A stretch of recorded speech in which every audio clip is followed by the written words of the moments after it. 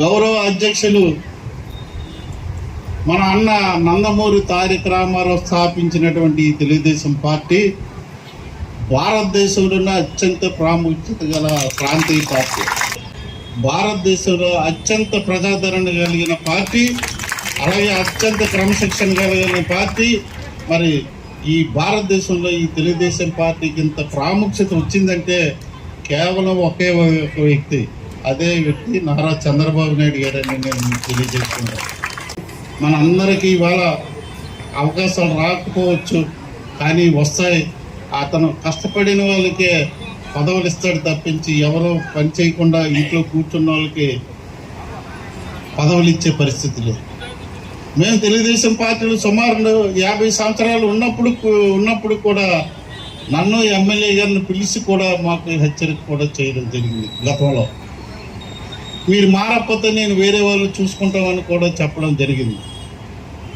కాబట్టి ఇవాళ తెలుగుదేశం పార్టీలో మెహర్బానీకి ఏదో ఎమ్మెల్యే గారు ఉన్నారో ఇంకెవరో ఉన్నారో అని చెప్పి పదవులు వస్తాయంటే మాత్రం అది శుద్ధ కళ.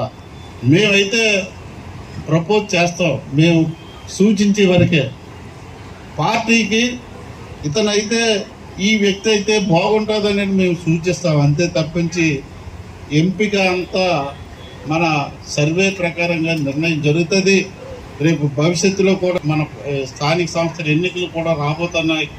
మనందరం కష్టించి పనిచేయాలి, ప్రజలకు దగ్గరగా ఉండాలి, ప్రజలకు కావలసిన కార్యక్రమాలు చేయాలి. పార్టీకి నిస్వార్థంగా ఎవరైతే పనిచేస్తారో, పార్టీ యొక్క నియమ నిబంధనలు ఎవరైతే పాటిస్తారో వాళ్ళకి ఇచ్చారు తప్పించి, చంద్రబాబు నాయుడు గారు ఇచ్చారు తప్పించి ఎవరికి వేరే వ్యక్తులకి మాత్రం ప్రపోజ్ చేయలేదు. మరొకసారి మీరు తెలియజేసుకోండి. అవకాశాలు అందరికీ వస్తాయి, కాకపోతే మనం చేయవలసింది ఏంటంటే మనం కష్టించి పని చేయవలసిందే. మేము ఎవరిని ఇబ్బంది పెట్టే పరిస్థితి లేదు. నేను మరొకసారి చెప్తున్నాను, తెలుగుదేశం పార్టీ గత ఎమ్మెల్యేలు ఎలా చేశారో ఏమో నాకు తెలియదు, కానీ మా కుటుంబం వచ్చిన తర్వాత, ఈ ఎస్కోట్ నియోజకవర్గం పునర్విభజన అయిన తర్వాత మేము ఏ కార్యకర్త దగ్గర కానీ ఎవరిని దగ్గర కానీ పార్టీ వ్యవహారాల్లో కానీ ఏ వ్యవహారాల్లో కానీ 10 రూపాయలు ఖర్చు పెట్టే పరిస్థితి రాదు. మరి రాబోయే భవిష్యత్తు రోజుల్లో కూడా మేము కార్యకర్తల పేరు మీద మేము ఖర్చు పెట్టించి వాళ్ళకి అన్యాయం చేసే పరిస్థితి అయితే మాత్రం రాదు. మేము మా ఆస్తులు అమ్ముకుంటాం.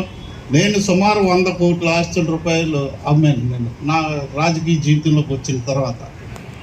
నాకు బాధ్యత చెప్పిన రాజకుమార్ గారికి ప్రత్యేక ధన్యవాదాలు. అలాగే ఈ బాధ్యత నేను ఖచ్చితంగా ఆలయ అభివృద్ధి కోసం పాటుపడి ఆలయ అభివృద్ధి చేస్తానని, అక్క సహకారంతో ఆలయ అభివృద్ధికి పాటుపడతానని ఈ సభాముఖంగా తెలియపరుచుకుంటూ చదివిస్తున్నాను. మన ఉత్తరాంధ్రలోనే ఎన్నో పుణ్యక్షేత్ర దేవాలయాల్లో ప్రసిద్ధిగాంచిన దేవాలయాల్లో చిన్న కాశీగా ప్రసిద్ధిగాంచిన మన పుణ్యగిరి శ్రీ ఉమాకోటి లింగేశ్వర స్వామివారి దేవాలయం తప్పకుండా మా సాయిరాం తమ్ముడిని నేను విడిచిపెట్టను. తప్పకుండా సాయిరాముకు కూడా తగు విధమైన గౌరవాన్ని కల్పిస్తారని ఈ సభాముఖంగా మా భార్యాభర్తలు ఇద్దరూ కూడా మాట ఇస్తూ అందరూ ఒక కుటుంబంలో రాబోయే ఈ లలితమ్మని ఎలా అయితే మీ అందరూ నడిపించారో అదేవిధంగా కూటర అభ్యర్థులను కూడా భవిష్యత్ సర్పంచ్, ఎంపీటీసీ, ఎంపీపీ, జడ్పీటీసీ ఎన్నికల్లో ముందుకు నడిపిస్తారని ఈ లలితమ్మ ఆశపడుతూ ఒకసారి మీ అందరికీ నా నమస్కారాలు తెలియజేస్తూ మరొకసారి కమిటీ అందరికీ శుభాకాంక్షలు తెలియజేస్తూ సెలవు.